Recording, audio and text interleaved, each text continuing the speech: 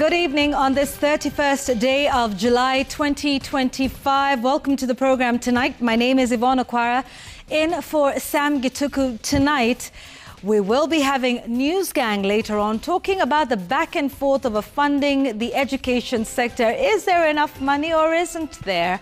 And indeed what the future looks like, as well as talking about the Chan tournament that's coming up. That starts over the weekend. We'll be taking a look at the state of preparedness in the country and just what are Harambee Stars' chances. All of that is on News Gang a little later on. But first, here are the top stories on the program tonight.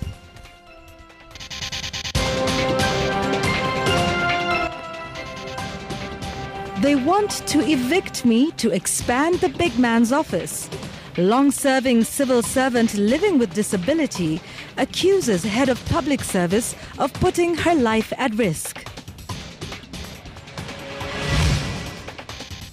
Reprieve for parents. Government slashes university fees payable by all academic programs in public universities. It is retrogressive policy. Kenya petitions East Africa community to challenge new prohibitive business rules imposed by Tanzania on non-citizens. That is the punishment you pay for not coming to court. Go bring one bar soap, one tissue, and a small toothpaste. Give them bread. Court orders police officers to buy remandees milk, bread and toilet paper as a fine for failing to appear in former Cop Ahmed Rashid case.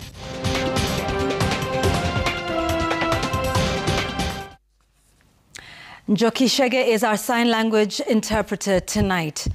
Now let's begin with the story of a career civil servant in the office of the president who has spent the last 3 nights in her office at Harambee House to guard against the demolition of her office to make way for renovations.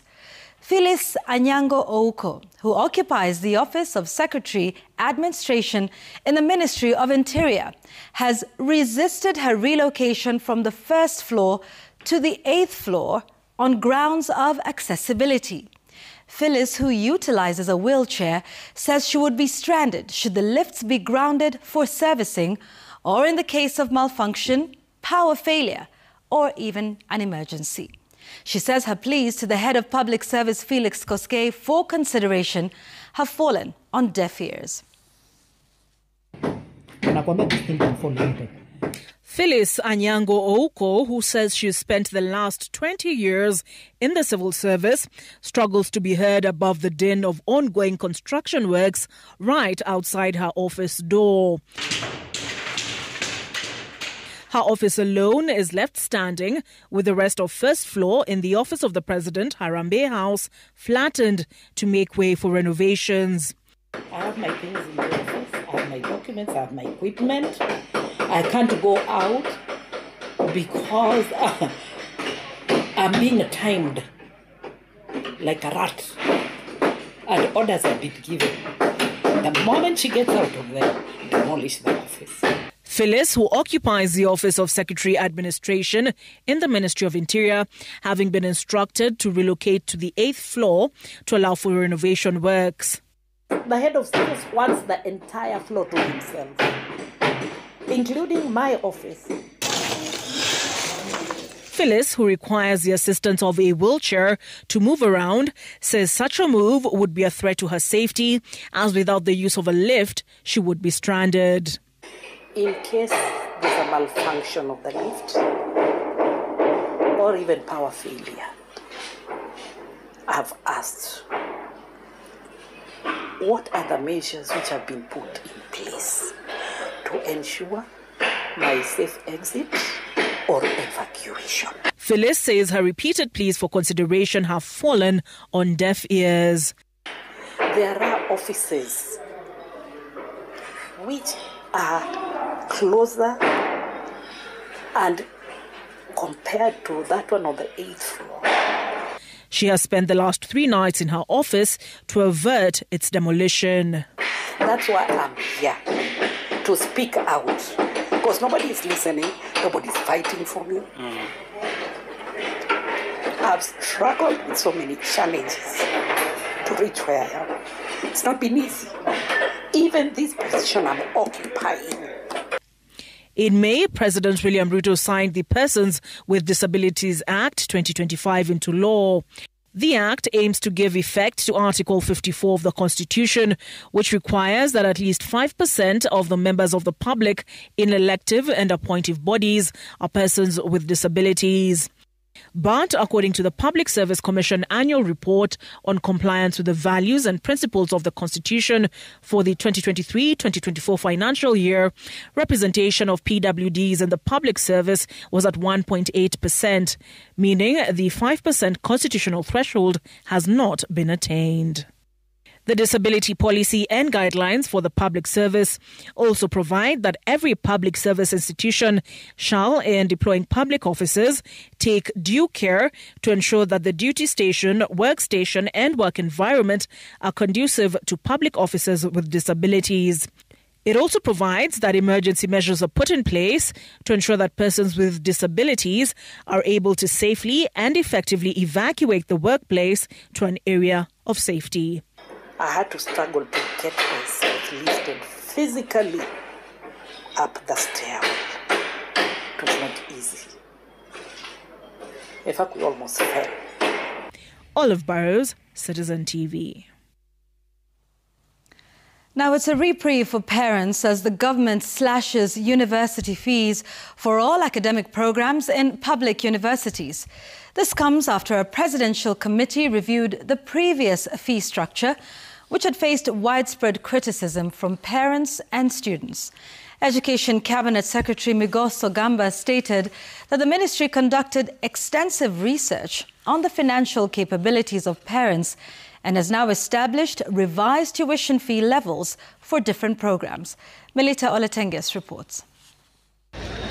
It is a relief for university students and their parents following the government's decision to ease the financial burden of higher education. This follows a wave of complaints from both students and parents over the previously imposed tuition rates. The new tuition rates for various university programs have been significantly lowered and will take effect from September 1st, applying to both first-year and continuing students. Pre-clinical students will now pay a minimum of 12,960 and a maximum of 51,000 shillings. Students progressing to the clinical training stage in medicine will now pay a minimum of 22,000 and a maximum of 75,000.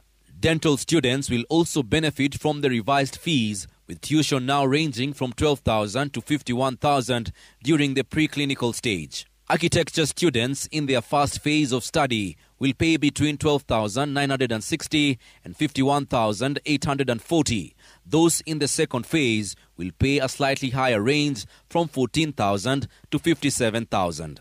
Students pursuing courses in nursing will now pay between 14,400 and 57,600. According to Higher Education Principal Secretary Beatrice Inyangala, tuition across all university programs has been revised downward. We are able to come up with a wide variety of variables so that we are able now to determine the income of the parents of the students to be as close as possible to the reality so that the margin of error is reduced. The ministry further confirmed that students enrolled in public universities will continue to benefit from government scholarships and access to student loans. So with all these mitigation and interventions, we believe and we are sure that going forward, that sector where there were a bit of issues relating to maybe banding is now going to be resolved. And we're going to ensure, as I keep saying, that no student is going to be left behind. The government emphasized that the decision was reached after extensive consultations with all key stakeholders. Melita Oletenges, CitizenTV. Now, uproar over the planned importation of rice has intensified, with opposition leaders terming the plan a scheme to swindle billions of shillings through cartels. The leaders argue that the directive to import half a million metric tons of milled white rice will also cripple the local producers. Here's Seth Olale with this report. The controversial opening of the duty-free window for importation of 500,000 metric tons of milled white rice, which will last up to the end of the year, now faces objection from both the Kenya Kwanza, from both the opposition and a section of ruling Kenya Kwanza alliance leaders. As the united opposition, we will not be silent as our country is auctioned. We will not bow down to intimidation. We have heard Ruto saying enough is enough, but we remind him as an employee, you can never tell your employer enough is enough. PLP's Martha Karua, DAPK's Eugene Wamalwa, and Wiper Party leader Kalonzo Musyoka say the move will negatively impact farmers. We were in Mwea recently, and the farmers were complaining about the marketing of their rice. In our administration with Uhuru, we used as government to buy this rice and provide market. Kirinaga Governor Anne Waiguru and Mara legislator Joseph Mugweru joined in the list of leaders protesting the government's duty-free rice importation. Mwea zimejaa mchele. Mungechukua hiyo mchele ambayo iko kwa store, alafu ndio sasa tuende maneno ya kuongezea mchele kutoka nje, si ndio? We have our farmers who have toiled, ambayo tuko na excess rice in Mwea and other parts of the country. However, while speaking at the Kenya School of Agriculture in Nyeri County, Agriculture Cabinet Secretary Mutahi Kagwe assured rice farmers that the government will purchase all locally available rice stocks. There should be no panic from any farmer that we are going to import rice at the expense of the local farmer. I cannot myself supervise, such an exercise. Therefore, and this is not the first time. Last year, the same thing happened. The previous year, the same thing happened. The Agriculture and Food Authority, through a press release, states failure to import rice under the current shortfall would lead to either acute food scarcity or a sharp spike in prices, not only for rice, but also for other staples such as maize flour and wheat products. This would create a domino effect on the cost of living and place an unsustainable burden on millions of Kenyan households. Thank you very much. The opposition leaders also claimed that besides rice, 25,000 metric tons of imported sugar is already on its way to a sugar factory based in Western Kenya to be repackaged and sold to unsuspecting Kenyans. Opposition leaders say they will not relent in demanding for accountability and good governance in various sectors from the ruling regime. Seth Olale, CitizenTV, Nairobi County. Kenya has formally written to the East African community to protest the new business prohibitive rules imposed by the nation on non-locals. In its letter, Kenya termed the move as a major setback in the unity of the trading bloc, accusing its neighbour of violating the set EAC market protocol. And as Stephen Leto reports, the East African community says it has begun reviewing the compliance of the set protocols by member states.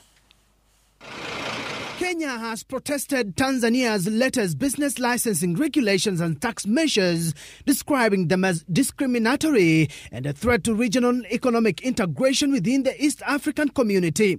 In a statement Thursday, the Department of East African Community expressed deep concern over Tanzania's Finance Act 2025 and amendments to the Excise Management and Tariff Act 2019, which introduced excise duties and an industrial development levy at rates of 10 and 15% respectively. East Africa Community PS Dr. Caroline Karugo says Kenya has officially written to the EAC Secretariat to notify the United Republic of Tanzania to review the order to ensure full compliance with the EAC Treaty and community laws. Also at the center of Kenya's protest is Tanzania's newly gazetted business licensing prohibition of business activities for non-citizens, Order 2025, which came into effect 2 days ago. Kenya has noted that the order is inconsistent with key provisions of the EAC Common Market Protocol, which guarantee the free movement of persons, services, and the right of establishment of businesses for citizens of partner states. The order prohibits non-citizens from engaging in 15 categories of businesses, including mobile money transfers, repair of electronics, salon operations, tour guiding, and ownership of micro and small industries. In a protest letter, Kenya says the order undermines core objectives of regional economic integration and poses a significant setback to the gains made under the East African Community Common Market Protocol. East African Community Secretariat, through its Secretary General Veronica Nduva, says it is important to remind all partner states that unilateral backtracking on these commitments is inconsistent with the obligations under the protocol. EAC further notes that the Secretariat is currently undertaking an analysis of the extent of compliance to obligations and will present any identified inconsistent measures by partner states at the upcoming meeting of Sectoral Council on Trade, Industry, Finance and Investment. Foreign Affairs Cabinet Secretary Musalia Mudavadi had yesterday hinted that Kenya was pursuing diplomatic channels to resolve the impasse, with his trade partner warning that Kenya, if pushed to the wall, will fight back with similar sanctions. Stephen Leto, Citizen TV. Let's stay on some regional matters now. Kenya and Uganda have brokered a deal that could solve a long-standing dispute over water resources around the Migingo Island. Under the deal, the two states will be issuing joint fishing licenses to the residents of Migingo Island to ensure fair and equitable access to Lake Victoria resources. Kamau Mwangi has the details. Hours after Presidents William Ruto of Kenya and Yoweri Museveni of Uganda reached a deal to end a long-running dispute over Migingo Island, ministries concerned in both countries hit the ground running to come up with a deal that would guarantee fair and equitable access to the lake's resources. Maritime Affairs Cabinet Secretary Hassan Ali Joho and his Ugandan counterpart Frank Tumwebaze said both countries will recognize fishing licenses from either country to curb cases of harassment by police at the borders. So that if a fisherfolk comes from Uganda and shows some document that we all have agreed upon, it becomes easier for them to be supported and even for us to be aware who is in our waters, not only for illegal fishing, but also for rescuing. Because there are many incidents where our fisherfolk just disappear. If we coordinate licensing, our officials will know the licensed actors from the Kenyan side and vice versa. So there can never be any other incidents like that.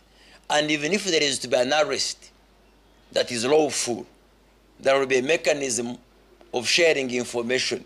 The island that has seen hundreds of fishermen from Kenya arrested over illegal fishing since the island's 20-year dispute began will no longer be a thorn in the flesh for those undertaking fishing activities on either side. We will also look at issues of fish in transit. We've been working on it to ensure that fish from here, from Lake Turkana, the people who are transporting it across Uganda are given the necessary support, and to ensure that illegitimate and people who are doing illegal fishing on our side do not use the cover of people from this side. Our technical teams will convene not later than 2 weeks to draw up a roadmap on different areas of interest, such as research, enforcement, the health of the lake, and the stocks, continuous assessment of the stocks. With the framework, the two nations hope to avoid scenarios that have in the past threatened diplomatic relations following the dispute. Kamau Mwangi, Citizen TV.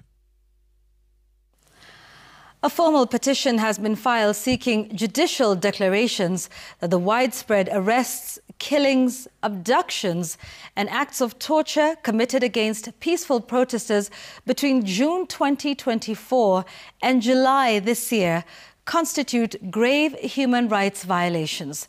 Activist and former presidential aspirant Reuben Kigame, in a petition filed at the High Court, seeks to privately prosecute senior security officials, including Interior Cabinet Secretary Kipchumba Murkomen, Inspector General of Police Douglas Kanja, and Directorate of Criminal Investigations boss Mohammed Amin, over alleged crimes against humanity committed during the Gen Z-led protests in 2024 and 2025. CitizenTV's Ben Kirui tells us more. In his petition filed through Advocate Gitobu Imanyara, Kigame accuses Interior Cabinet Secretary Kipchumba Murkomen, Inspector General of Police Douglas Kanja, and Directorate of Criminal Investigations boss Mohammed Amin and other state actors of orchestrating or enabling a brutal crackdown on peaceful demonstrators protesting high taxes, mass youth unemployment, and rising living costs. We filed this case so that this matter can be escalated to the international community. And I hope that envoys receiving this, that international media, and all that are concerned with what has been happening in Kenya will escalate this so that the whole world knows that Kenya has become a police state. The protests, which were largely led by young Kenyans mobilized online, were met with what Kigame describes as a widespread and systematic attack by state agents, resulting in civilian deaths, torture, abduction and disappearances. According to the petition, more than 90 people, including minors and university students, were killed, many of them by live police gunfire. We have seen police arrest innocent Kenyans simply asking for accountability. Despite formal request and overwhelming public evidence, Kigame claims that the Director of Public Prosecutions has refused to conduct any investigations or prosecutions under the International Crimes Act. Within the same corridors of justice, 7 men linked to the July 3rd arson attack on Mawego police station in Rachuonyo, North Homa Bay County, were on Thursday released on cash bail. The court granted cash bail of 50,000 Kenya shillings, each to 6 of the accused persons, while the 7th accused was released on a bond of 200,000 Kenya shillings, with the 2 sureties of a similar amount. And as we say that they are just fishermen, and in Homa Bay, 1 fish is 20 shillings. It may take them over 10 years to collect 50,000. If you look at even the parents who are seated here, Your Honor, it is us who sent them fare to come to Nairobi. At the same Kahawa Law Courts, Senior Principal Magistrate Richard Koech will on Thursday next week rule on a miscellaneous application filed by the prosecution seeking to detain former soldier Patrick Osoi and Jackson Kuria, also known as Kop Shakur, for 14 days. They are accused of forming a group called Fighting Brutality and Impunity, FBI, and seeking to recruit current and former officers to fight illegal orders. The court directed they be detained at Muthaiga and Pangani police stations, respectively. In Nyeri, 3 young suspects, David Kariuki, Judy Alice Wangoi, and Zipporah Njeri, appeared in court over allegations of stealing goods worth 130 million Kenya shillings from Naivas supermarket. However, the prosecution hit a snag after Naivas failed once again to submit an inventory detailing the stolen goods in what the court described as the last chance. The supermarket has been granted 40 more days to present the full inventory. The deadline is set for September 10th, with the full hearing expected to proceed on October 15th and 16th, during which 5 witnesses are expected to testify. Ben Kirui, CitizenTV, Nairobi. And now to a rare courtroom twist.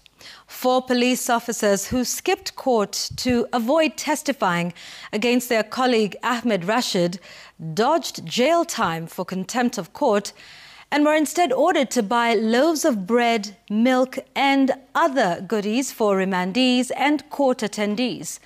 Only 1 out of 6 officers showed up last Monday. The rest skipped the session, though 1 was forgiven. The court also summoned 2 Nation Media Group journalists over a story linking the accused to the killings and promised to fast-track the case that is now dragging into its 9th year. Willie Lusige reports.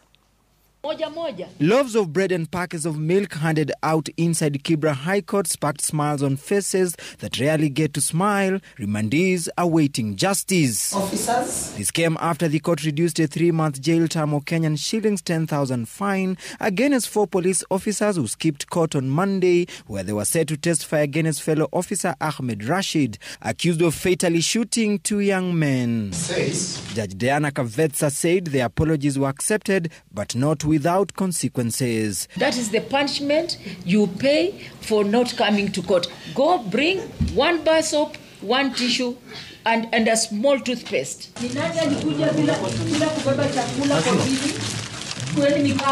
Those who walked in empty-handed left with food in their arms. Some laughed, others nodded quietly in gratitude. But there was more. I'll summon the reporter. The court summoned Nation journalists Cynthia McKenna and Nicholas Njoroge to appear on August 18th over a story published on Tuesday claiming one witness identified Rashid as the officer who shot the youth, one who was allegedly handcuffed. The proceedings have been typed, but you do not need to look at them. I know it is not what transpired, and Prosecutor Mr. Moi, please confirm that is not what the witness said. Yes, the prosecutor agrees with us. That information was aimed at making the public believe that Ahmed Rashid shot somebody while handcuffed, so that when the judge will find Ahmed Rashid innocent, the public will be saying the judge ignored the evidence. And in a rare move, Chief Justice Martha Koome has authorized court sittings through the recess to fast-track a case that has haunted the corridors of justice for nearly a decade. The case has dragged for 9 years, and when the hearing resumes in August, 21 witnesses are expected to testify against Rashid, who was attached to Pangani police station during the 2017 shooting. I've been permitted by the Chief Justice to handle this matter in August. On 18th, 6 witnesses. Rashid, a Pangani-based officer, is accused of fatally shooting 2 young men in Isli in 2017. With the Chief Justice finally granting the court's permission to proceed during the judicial recess, the case that has dragged on for 9 years is now set for speedy conclusion. Willie Lusige, Citizen TV at the Kibra Law Courts in Nairobi. We're taking our first break on the program here tonight. Plenty more to come, including this.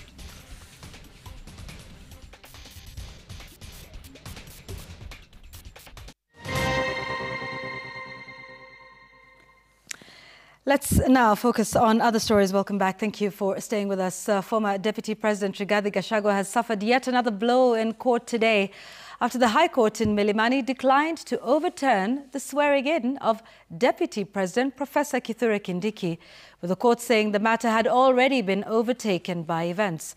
In a ruling issued today, the 3-judge bench considering Gachagua's impeachment also rejected another petition to have the bench recuse itself from the matter. As Emmanuel Tor now reports, Gachagua now wants full compensation for being kicked out of office before his term. The ruling issued Thursday at the High Court Milimani by a 3-judge bench consisting Justices Eric Ogola, Anthony Mrima and Dr. Freda Mugambi has yet again dealt a major blow to the former Deputy President Rigathi Gachagua, whose quest to overturn the swearing-in of Deputy President Professor Kithure Kindiki was rejected. Gachagua's team had challenged the decision of the earlier bench, constituted by the Deputy Chief Justice Philomena Mwilu, saying the decision to allow Kindiki's swearing-in by an unconstitutional bench was a fruit from a poisonous tree. These applications have been overtaken by events following the ruling following the judgment by the Court of Appeal and the ruling by this court. It will be very untidy for us you and us, to argue over those rulings. If the directions are not proper, you know how to move the vote. Gachagwa's defense had also sought to challenge the current number and membership of the bench, with petitioners in a separate matter represented by lawyer Kibe Mungai terming the membership as a result of forum shopping. It is the Chief Justice and she alone who can decide the number of judges to assign a matter. The prayer for referral of the matter to the Chief Justice for empanelment fails and is declined. The former DP, however, got a win after the court threw out a petition by Frederick Muller to take over the petition from him as a matter of public interest. Given that the first petitioner has successfully revoked his withdrawal notice and remains ready to prosecute his petition, substitution is unnecessary and premature. The former DP's team had, in a previous court proceeding, told the court they had abandoned the quest to have their client pursue a reinstatement to the office of the Deputy President, with Gachagua now seeking compensation. We will further seek to persuade this honorable court to grant him the emolument he would have earned and he served for the entire 5 years. Part of what Gachagua wants is a 1.2 million shilling monthly salary for the remainder of term he was to serve, which will translate to about 40 million shillings. He also wants his security and other related retirement benefits reinstated, among other hefty perks, according to the Office of the Deputy President. Emmanuel Toh, CitizenTV, Nairobi. Deputy President Professor Kithure Kindiki has urged the youth to shun leaders taking advantage of their problems to advance what he terms as parochial and selfish interests. Kindiki, who was meeting over 1,500 youth from Tharaka Nithi, assured the youth that the Kenya Kwanza administration is a listening government and will strive to find a long-lasting solution to their plight. This comes as a section of UDA leaders from the Gusii region convened a meeting to reflect on the current regime ahead of the 2027 polls. Crispin Otieno with the details. Deputy President Professor Kithure Kindiki was on a charm offensive in his home turf of Tharaka Nithi County. At Mukothima grounds, the second in command used a day-long engagement with representatives of youth groups in the county to lay bare plans Kenya Kwanza has put together to solve their issues, saying Kenya Kwanza is a listening government. The hope of the nation, the hope of Kenya, the hope of any country is in the strength, focus, energy, and talent of its youth. No mercy, no more. The Deputy President criticized the opposition, accusing it of trying to take advantage of the youth to promote a hidden agenda. We must question government. We must ask questions. We must demand accountability. We must ask for law and order in a manner that does not injure the rights and liberties of people who are unarmed and people who are not violent. In the Gusii region, leaders allied to the president held a consultative meeting to chart a way forward for the region. The meeting, which brought together the clergy, border operators, women groups, business persons, and Kenya Kwanza leaders from both Kisii and Nyamira, was styled as a stock-taking mission of the KK regime's achievements. Tumeangalia tangu serikali hii ingie uongozini kutoka 2022 hadi saa hii 2025 ni nini ambacho kimefanywa Kenya hii na haswa ambacho kimefanywa Kisii hii. Hivyo hatukuwa na maneno ya siasa hapa kwetu, ilikuwa siasa tu ya stock check na maendeleo peke yake. The Kenya Kwanza regime in Gusii region downplayed former Interior CS Dr. Fred Matiang'i's candidature, saying he is yet to declare his bid. Fred Matiang'i sisi hatujajua kama anauliza urais kwa sababu hajasema uwazi ya kwamba kama anauliza urais. Yeye hajakutana na wakisia waeleze kama anataka kusimama rais. Yeye ako na jukumu, ako na haki ya kusimama urais. Na kila mtu atasimama urais, hata Nyachaya alisimama urais, wengine Wajakoya walisimama urais. The leaders will convene a similar consultative meeting in Nyamira on Friday. Crispin Otieno, CitizenTV, Kisii.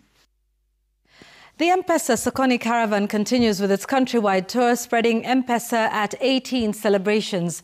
Today it made stops in Busia, Ugunja, Usenge and Bondo as part of celebrations marking 18 years of M-Pesa service to Kenyans. Led by Ramogi FM and Radio Citizen presenters, the caravan entertained residents, with many walking away with giveaways from Safaricom. This Saturday, the M-Pesa Festival will wind up the regional tour with celebrations at the Jomo Kinata Stadium in Kisumu. The M-Pesa Sokoni Caravan stormed Busia and Siaya counties as excited locals welcomed the caravan. The celebrations is to mark 18 years of mobile money transactions through M-Pesa. Thousands of residents enjoyed lively engagements with popular presenters and artists who delivered the M-Pesa Sokoni message. Mimi mostly siendi bank. Mimi na bank kwa Safaricom, ndio natoa kwa Safaricom nikipeleka kwa account ya bank Equity. Kwa hivyo nasema hivi, hao wenye wajakuwa na line ya Safaricom, please, mkuwe na line ya Safaricom ndio mjue Safaricom inawasaidia namna gani. Mimi niko na line mbili, ya biashara na ya kukall. We also have a program called Wezesha Mama. Again, even Wezesha Mama, we've been able to train mothers on digital, how they can enhance their businesses from a digital perspective. That one we've been able to do. So we are continuing with the caravan, continuing to celebrate with our customers. And also it's been a great partnership with Safaricom, who are celebrating 18 years. Because we have been able, this partnership has also helped Safaricom to meet with their clients, get feedback about their various products. M-Pesa takes pride in its transformational role through its financial and digital services, empowering millions of Kenyans across the country. Alongside the caravan, Safaricom officials are conducting training sessions aimed at equipping entrepreneurs with financial and digital skills to enhance and grow their businesses. Inside there, I have found there is something called Zidi, where I can save my money without touching it. And I have Pochi la Biashara, which we have been having in the market. So we are using this opportunity to teach them on wealth creation. We're also using this opportunity to teach them about fraud prevention. And also we are giving them the different products within Safaricom through support of our financial services team. On Saturday, the M-Pesa Festival will bring down the curtain on Western and Nyanza Caravan Tour at the Jomo Kenyatta Stadium in Kisumu. Steve Shitera, CitizenTV, Usenge, Siaya. Learners with special needs at Githunguri Primary School in Ruiru, Kiambu County received a significant boost from a heartwarming donation by Joy Millers, the makers of Kavagara cooking flour. The company donated food supplies, learning material and a refrigerator to store essential medicines for learners who need daily treatment. The donation aims to ease the burden on parents and improve the learning environment. During the event, Joy Millers called on the public to embrace children living with disabilities and support their access to education. Parents and teachers shared their struggles, citing stigma and lack of resources, while the company pledged to continue support through its community empowerment programs.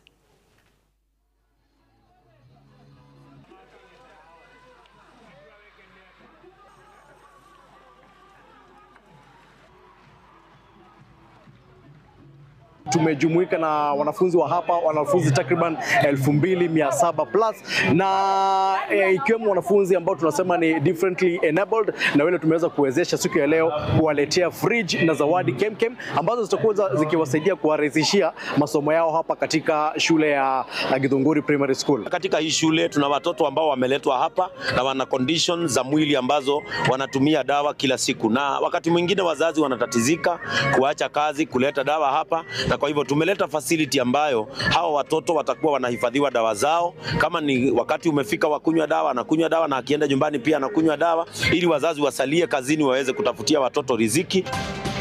Africa Breweries Limited has expressed concern over recent proposals by the National Authority for the Campaign Against Alcohol and Drug Abuse, NACADA, seeking to regulate the sale and distribution of alcohol. CEO Jane Karuku says though the proposals are yet to undergo public participation, the move could lead to a surge in the consumption of illicit alcohol in the country, which she says currently stands at nearly 60%. EABL has further urged the government to put in efforts in combating illicit products in the market, noting that besides being a health concern, it is further eating into what would have been government revenue. So I think we also, the NACADA guidelines yesterday, and at this point, as far as we are concerned, they are guidelines. If I just step back, EABL or alcohol in Kenya, and I talked about it this morning, is that the composition of formal alcohol is now 40%. We've seen over the last 2 years, informal alcohol, illicit alcohol growing up to 60%. So these guidelines are controlling the formalized ecosystem. So there's a lot more to go for within the 60%. That's number one. The second thing is we are so core in the ecosystem in Kenya and even across East Africa. If you think about across East Africa, we visit about 250,000 outlets, both through e-commerce and through our regular distribution channels. We have about over 330 distributors across the ecosystem. We have about over 60,000 farmers. So cutting some of these cutting some of these channels or cutting even the legal drinking age and stop it, we are actually starting to attack the economy.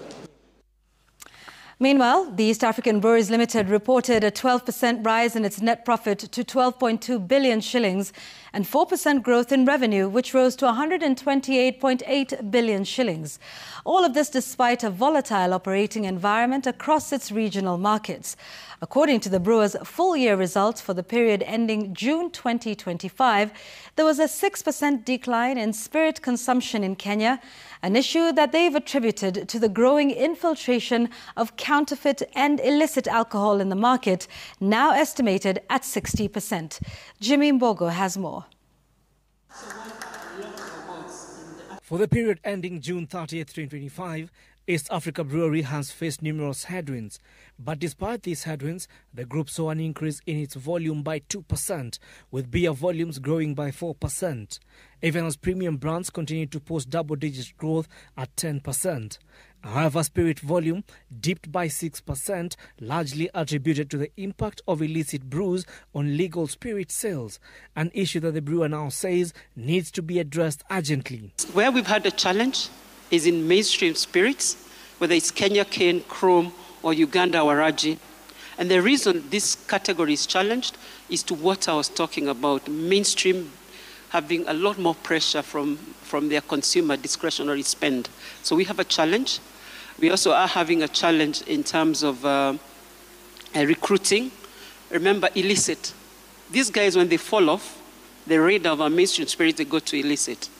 EABL further saw regional market growth across all three key countries, with Uganda posting an 8% rise in sales, accounting for 22% contribution to the group's total, while Tanzania grew by 20%, an equivalent of 15% contribution to the group. Kenya recorded the slowest growth at 4%, but maintained its dominance in the group's contribution at 63% of total business. And I think what you may want to notice there is something I've always talked about, how we need to de-risk East Africa from being very Kenyan dependent.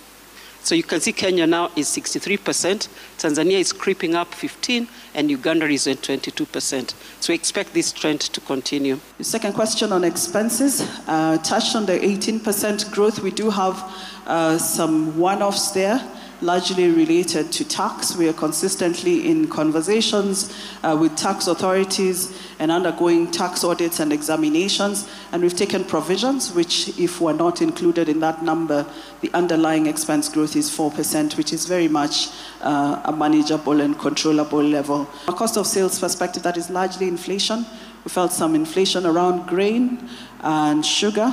And I think you also saw some of the changes around us not being able to claim excise on glass. So some of those come into our cost levels and we have to absorb that as well. So that's what's hit the cost line. The company has declared a final dividend of 8 shillings per share, even as they remain quote-unquote cautiously optimistic and committed to building their investment, which will focus on productivity, innovation and sustainability.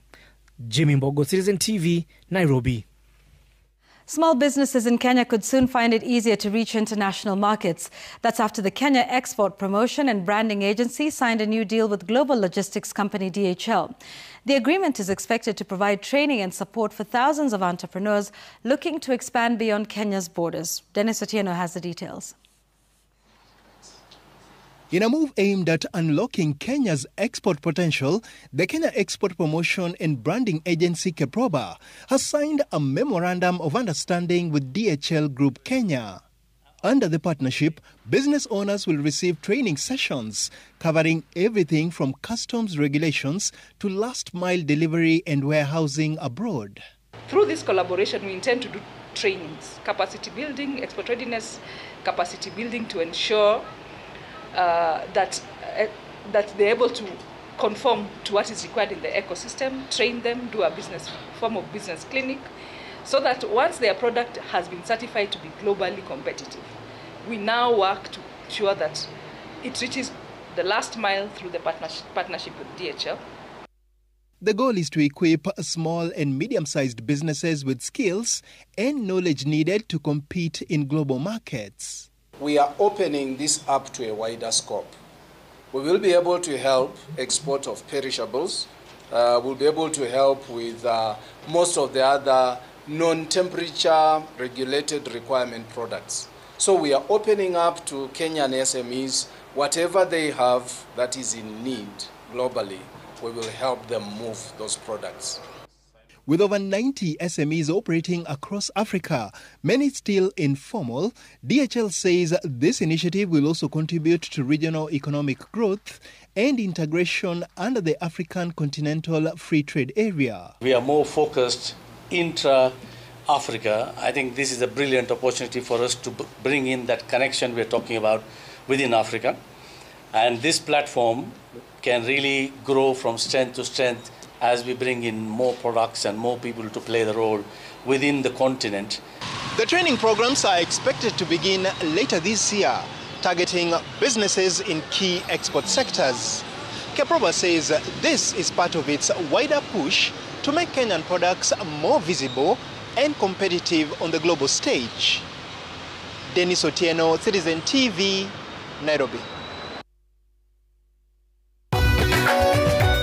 Business news brought to you by Sports News brought to you by Back your favorite team as they battle for glory in the Total Energies CAF African Nations Championship 2024 right here on home soil.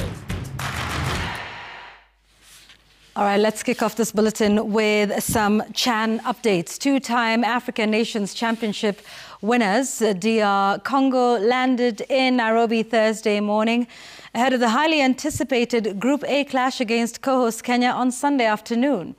The Leopards touched down at the Jomo Kenyatta International Airport aboard Air Tanzania and were scheduled to hold their first training session later in the evening to help players recover from the journey. The DRC opened the tournament against hosts Harambee Stars at a sold-out Kasarani Stadium on Sunday from 3 p.m. The Leopards last won the CHAN title in 2016 in Rwanda, where they made light work of Mali, cruising to a 3-0 victory in the final. The Democratic Republic of Congo are in Group A alongside Kenya, Morocco, who were the first team to arrive in Nairobi on Monday, Zambia and Angola as well. Bunga FC, which consists of members of parliament and parliamentary staff, has motivated the Harambee Stars with a 1 million shillings token ahead of the African Nations Championship CHAN tournament that kicks off over the weekend. Bunga FC, led by captain and Rarieda MP Otiende Amolo, has pledged total support to the Harambee Stars in their final leg of preparation for the tournament. Bunga FC has pledged to attend all matches for the Harambee Stars, starting with the 4 group matches at the Moi International Sports Centre Kasarani Stadium. Bunga FC has also embarked on a jersey support for the Stars, where they are rallying Kenyans to wear the team colours on match day, where they are watching the game live, whether they're watching the game live in the stadium or elsewhere. Naomba tafadhali mafans wote waje wamevaa jazi tulioambiwa ya home, tunataka kupaint hiyo stadium red. Kwa hivyo kila mtu aje na hii anunue hiyo jazi kama inawezekana. Tafadhali tuje sote tumevaa timu ya Harambee Stars. Alafu siku hiyo ni makelele. siku hiyo ni makelele. Kwa hivyo ndio changilie timu yetu kwa hiyo 12 man ambaye iko na nguvu. Beginning Sunday, the 3rd of August, traffic around the Nyayo National Stadium and the Kasarani Stadium will be diverted to allow the CHAN 2024 organisers set up the required fan barriers around the stadiums on match days only. Michael Kinyi now takes us through the road closures and the alternatives that have been given by the Traffic Police Department. Thank you, Yvonne. Now we are on the CHAN 101 wall, and today we are giving you the traffic updates and the road closures that will be there. We start off with Aerodrome Road from Madaraka roundabout up to Bunyala roundabout. That's the road that diverts you towards Athletics Kenya on the left-hand side. You pass Nyayo Stadium on the right-hand side. That road will be totally closed from that particular point. The next road that is closed is Langata Road from Madaraka roundabout to Lusaka roundabout. One side will be closed. So Madaraka roundabout, once you get to Madaraka roundabout, you'll only use one side of the road going all the way to Lusaka roundabout. So the next road is Mombasa Road from Lusaka roundabout to Bunyala roundabout. One side closure again, Lusaka to Bunyala roundabout. One side of the road is closed, one side will be open. So note, there'll be a congestion a little bit because it's only one side of the road that will be used. Then, now, when we are looking at the traffic diversions that we use, motorists from Langata Road to CBD use Raila Odinga Road or Muhoho Road at Mbagathi roundabout. So once you get to Mbagathi roundabout, that is at Timo, you turn left into Raila Odinga Road, which was previously known as Mbagathi Road, or you use Muhoho Road on the right-hand side and you go round into wherever you're going. Then motorists from Mombasa Road going to CBD use Likoni Enterprise Road at General Motors and Southern Bypass at Ole Sereni. So when you get to General Motors, you turn right or Ole Sereni and you use the Southern Bypass. So that is where the barrier will be. Anybody coming to CBD, you'll be directed by traffic marshals on where to go. Then when you look at motorists from Nairobi CBD to Thika Road, Ruiru, Juja, and Thika, these ones will use Limuru Road or Kiambu Road. So when you get to Parklands, either you turn left into Limuru Road or you go ahead into Muthaiga, and once you get to Muthaiga, you use Kiambu Road. So Kiambu Road will be busy more than usual because all the traffic going towards Thika, that's where you divert. So the traffic that will be coming from the opposite direction, which is traffic, matatus ferrying passengers, I beg your pardon, to Kasarani, use Ruaraka Babadogo Road, Ngomongo Road to Ngomongo roundabout. And this one also goes to those driving personal cars and they want to go and park near Kasarani Stadium. That is where you go. When you get to GSU, you turn right and you go towards Babadogo. Then at the roundabout, you are on Ngomongo Road. That is where the traffic diversion will be. Then motorists from Thika Road, if you're coming from Ruiru, Thika, you use either Eastern Bypass at Kamakis or Kiambu Road or Limuru Road. You've got three options, either turn left into Eastern Bypass or you use Kiambu Road or Limuru Road to get into town. So that is a traffic update that has been given today by the traffic police on the road closures and the diversions that you'll have. Back to you, Yvonne. Thank you, Mike. I hope you take note of those road closures. Exciting times ahead as the CHAN kicks off this weekend. We're looking forward to more updates from you, Mike. Thank you very much. Now, the Kenya Amateur Stroke Play Championship, also known as the Kinata Memorial Bowl, is set to take place from the 31st of July to the 3rd of August 2025 at the VetLab Sports Club. The tournament marks the final leg of the Kenyan Swing, which has also featured the Kenyan Amateur Match Play Championship and the Kabete Open. Held in memory of Kenya's founding president, Mzee Jomo Kenyatta, the Kenyatta Memorial Bowl was first introduced in the 1978-79 season.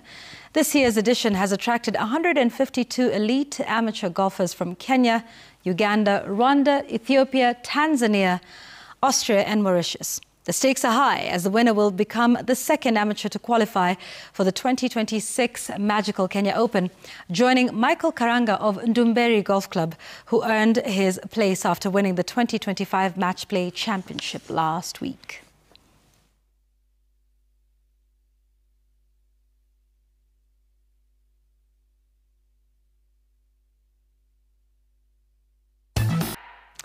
And we're done with the business, sports and news of the day. It's about to go down on the news gang in just a few moments. Is there funding for education, free primary education, or isn't there? What is it? Who was misquoted? And were they really misquoted? We'll be talking about that controversy and that back and forth that we've seen in the country over the last couple of weeks. We'll also be taking a look at Chan, what's coming up ahead, including the fact as to whether people can have gatherings or not. Together or not together, that is the question. We'll be talking about all of that and much more on News Gang when we return after this short break.